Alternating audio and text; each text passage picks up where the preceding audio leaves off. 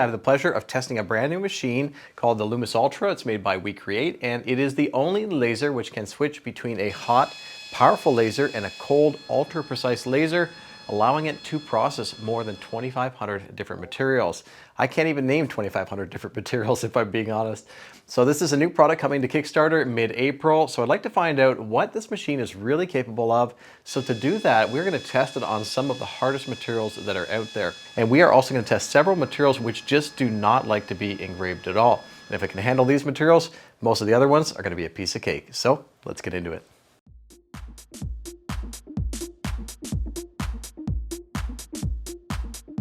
So this is a brand new laser made by WeCreat. It's called the Lumis Ultra, and it's coming to Kickstarter on the 21st of April. And what makes this laser so special and so much different from anything else on the market is that it combines two different lasers into one unit. We have a cold laser, an ultraviolet laser, and they're known to be extremely precise. They also have a huge variety of different materials that they can process. And it combines that with a MOPA laser, which is a type of fiber laser. MOPA stands for Master Oscillator Power Amplifier, and that just means we have a lot of control over this type of laser and getting the results that we want on each different type of material that we're processing with that. So I've got the 60 watt MOPA, but this unit will go as high as 100 watts, and this should be offered in a 100 watt version as well. Now inside of here, the laser source is a JPT laser, which just means that it's a reliable laser that is proven to perform. And in this video, I really want to cover the most difficult materials that I can possibly think of, the hardest materials to process with a laser, but also literally the hardest materials that I could think of. So I can't afford diamond, but the next hardest material that I can think of is solid carbide, tungsten carbide. This is tooling material.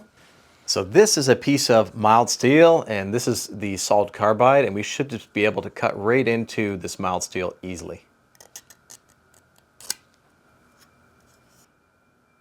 We have three lenses to choose from. We have the ultraviolet laser lens, we have the fiber laser lens or the MOPA lens, and then we have this green one here, which is pretty unique. This allows us to process materials like this. This is a block of crystal, and you can both two-dimensionally engrave inside of the crystal, or you can do it for three-dimensional engravings too, for 3D objects. And I will be testing that in a future video as well. For now, I'm going to get this lens installed, and that way we can process the solid carbide, hopefully.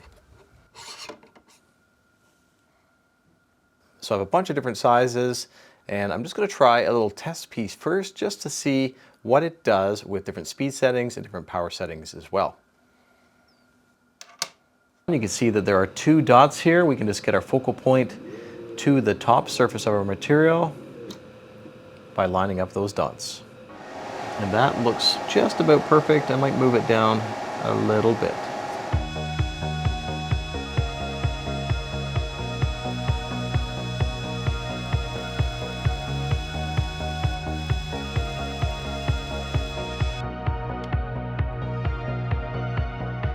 And we have both lights and we have darks, and the text I can feel is engraved right into the surface of the carbide too. So that's pretty cool. So let's flip this over, and we'll do an image on the other side.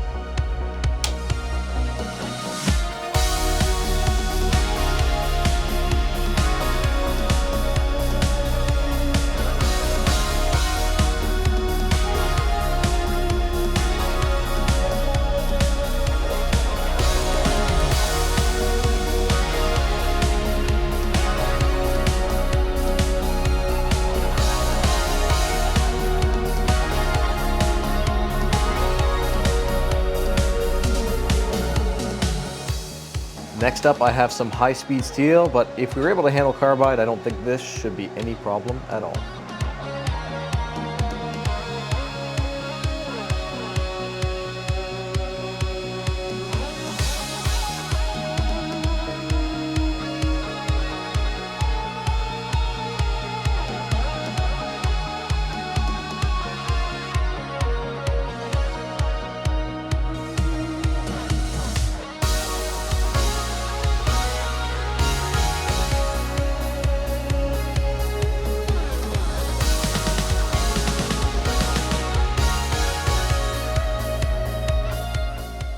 Now the MOPA laser actually is one of the best things that you can get for stainless steel or for titanium. I don't have to have any titanium on hand, but I do have stainless steel.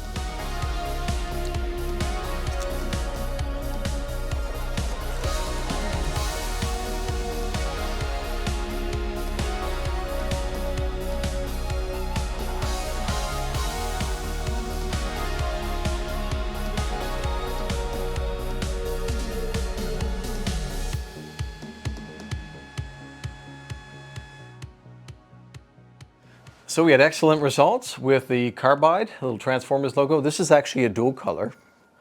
And same goes for high-speed steel. Really good results on the high-speed steel. I want to see what the fiber laser looks like when we engrave granite. So this is a stone that I've actually cut with a diamond blade. And I have another one here. I don't know what kind of stone this one is, but it does have a relatively flat face too, so I think that should work pretty well. So I'm thinking I'm going to need something to help hold this up a little bit.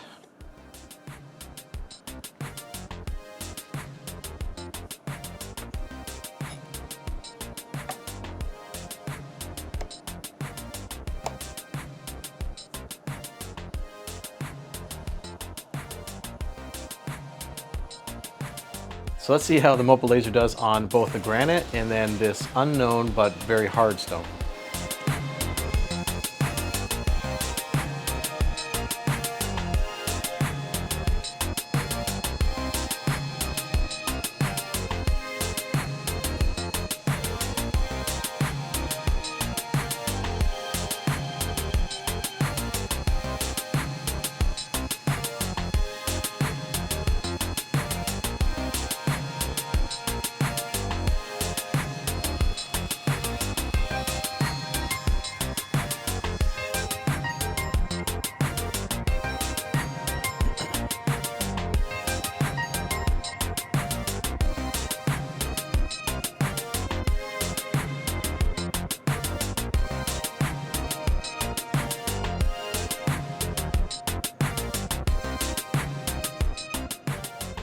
During the engraving process, I noticed that there was quite a bit of stone dust going out the back there, and I am picking that up with the air purifier, so that's not a problem. Now this stone here turned out great. Look at how crisp and clean that is and how deep it is too. So that really works well with the fiber laser, with the MOPA. The granite though, that is a completely different story. Really inconsistent engraving. And when I feel the surface on the granite, it's raised up. It's almost as if certain areas of it were being melted. So very inconsistent on the granite. That looks awesome. Wow. And that's deep too. So to fix that, we are going to take advantage of one of the benefits of this machine. So we're going to swap out the lens. We're going to get the blue lens.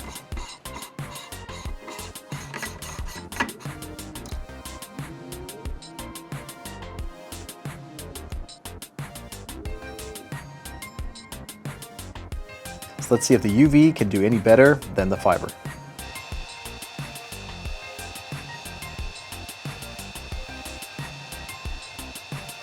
So with the UV laser, this rock, unknown type of rock, worked pretty well. I could have gone a little bit deeper.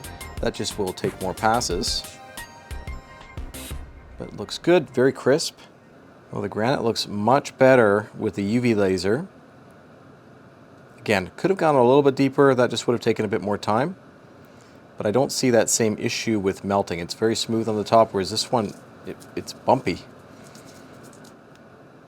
So whether it works well or not is very dependent on the type of rock. This rock here, again, I don't know what kind of rock this is.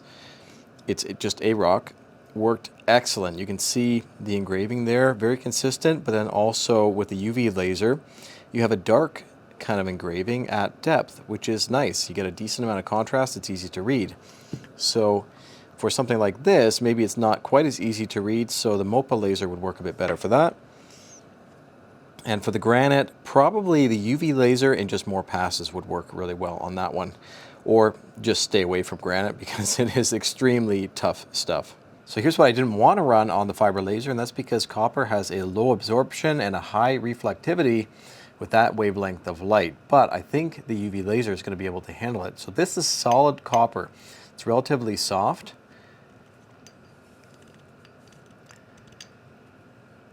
You can see that digs in really nicely. And really easy to mark. So I cast these myself. These are made from copper pipe.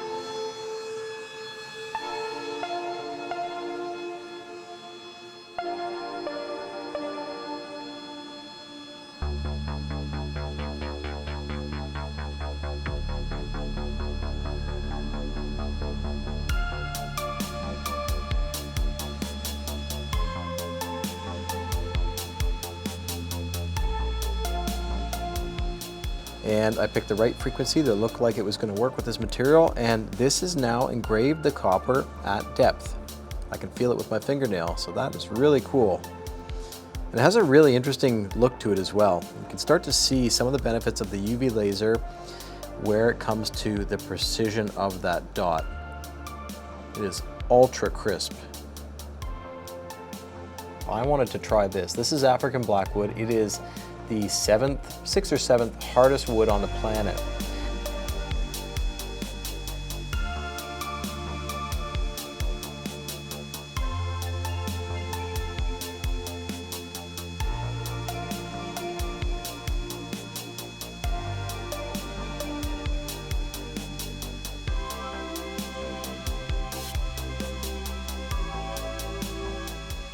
So I went far too deep on the African blackwood, but it is super crisp. Very happy with how that turned out. It's not the same kind of burning issues, and the edges you can see around the outside, they're just sharp, which is what you can expect with a cold laser, the UV laser.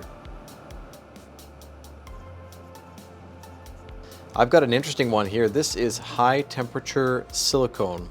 And what tends to happen when I try and engrave this material or cut through this material with a laser is it burns. It just burns the edges, and it is definitely not what we're looking for. I want a nice, clean, crisp engraving, and I think the UV laser is going to be the best choice for that. So let's see how we can do with the UV laser.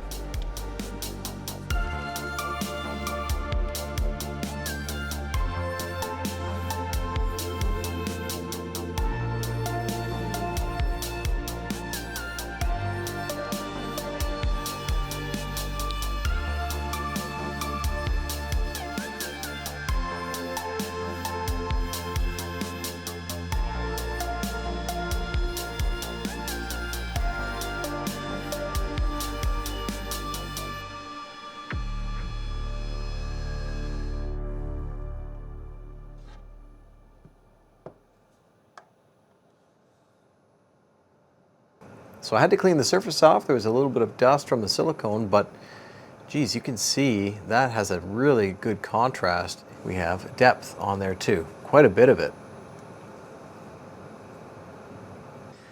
I don't know how often I'm going to be engraving silicone, but it is pretty cool nonetheless. And for the last, and maybe the most important, at least for me, I have some ASA that just finished. And I also have some PLA. This is Galaxy Black PLA, and that's just black ASA. And I like to see what the UV laser can do with these materials, because anytime I've tried to engrave plastics on the H2D, I do run into some trouble in that it likes to melt the material. That's kind of obvious. So will a UV laser be able to solve that problem? Will we get nice clean engravings and not melted engravings, but also high contrast as well? Let's give it a try.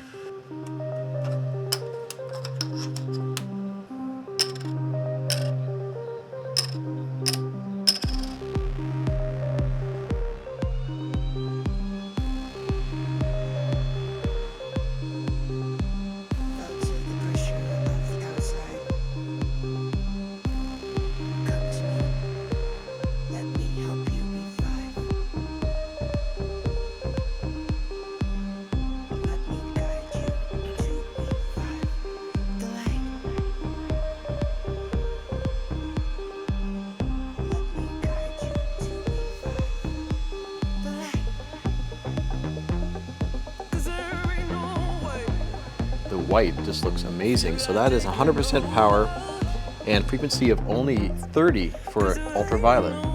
And it looks like we can also get the same, pretty much the same effect with 85% for the power level as well. And there's a bit of variety you can get too, so that's going to work out really nicely.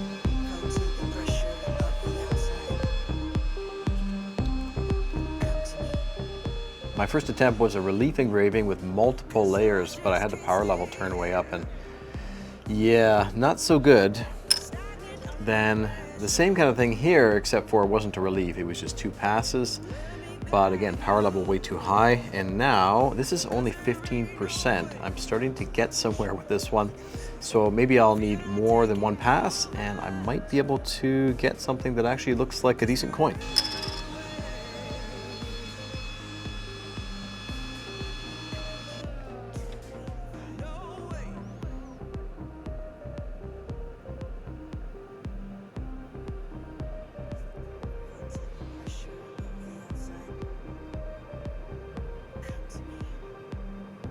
So I only went with 4 layers on this relief. I probably could have gone with quite a bit more, but already with just 4, there's a good amount of detail there. Unfortunately, this is the rough side, so it's not quite as nice as the smooth side, but still pretty good. So that was PLA, let's try ASA. On this side I have good contrast, and on this side I have the depth. I was hoping to be able to combine the two into one, but I don't know how to do that. So I'm thinking I'm gonna have to experiment a little bit more with ABS, with PLA, and also I like to try PETG and see if I can dial these settings right in to be able to get both the depth and the contrast as well. And I think it is gonna be possible. So if you've been waiting for a one-stop productivity machine that can handle more than 2,500 materials, that takes 2 machines and puts them into one and saves you space at the same time in your shop, WeCreat has right now a $300 off extra early bird VIP price, and that will go until April 21st when the Kickstarter campaign officially launches. I will also be releasing another video coming out around the 21st date when that Kickstarter launches, just to cover everything that I was not able to get to in this video, so keep an eye out for that one too. Overall, it's a very impressive and capable machine that will get a lot of use in my shop, and I think my favorite might be the stone engravings, but I think I'm probably going to get a lot more use out of engraving 3D prints once I can dial in the settings. And let me know in the comments if there's a material that you would like to see tested on this machine. Thanks to WeCreat for sending an early version of the Lumos Ultra for me to test out, and while I've been testing and learning more about it, I have had a few suggestions for improvement, and they have been very responsive, and they've implemented 2 of my suggestions already, so I think it's pretty cool to be part of that process. I just want to clarify that I still have my own Kickstarter coming out soon. I'm just finalizing some of the little details before I can release that video. I also have a full review of the new Cheaty Max 4 coming. I was just waiting for a firmware update, and I have it now, so that video will be released within the next few weeks. Thanks to my patrons for helping to support this channel, and thank you for watching. Take care, and I hope to see you on the next one.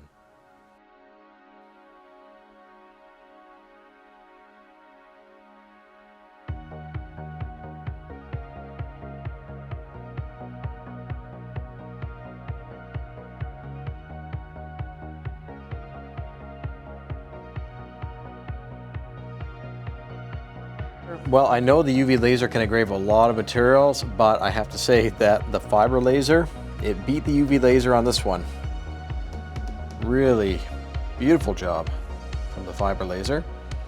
And the UV laser, with a few more layers, maybe would get some depth to it.